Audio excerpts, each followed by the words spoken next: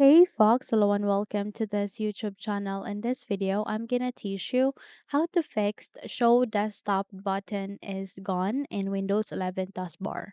So without any further ado, let's get started. The very first step that you need to do is here at the bottom search bar, you need to type for settings. The moment you have typed that, please proceed with the best match and double tap to it and wait until you are being redirected to the settings itself.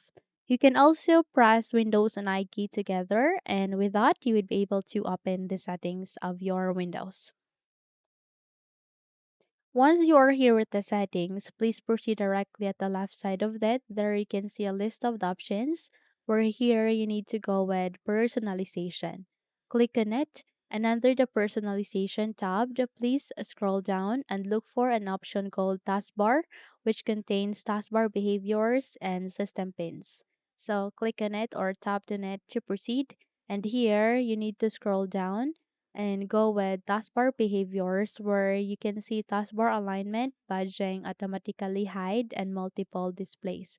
Now click this down arrow, okay, and there you would be able to see an option called select the far corner of the taskbar to show the desktop. Now the reason why you have not seen it is you have mistakenly or you have turned it off. Now, in order to show the taskbar, show the desktop option or button in your taskbar, you need to ensure that this box is checked.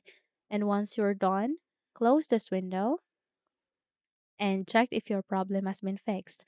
So navigate here at the taskbar. So click on it and there you can see the show desktop button in your Windows.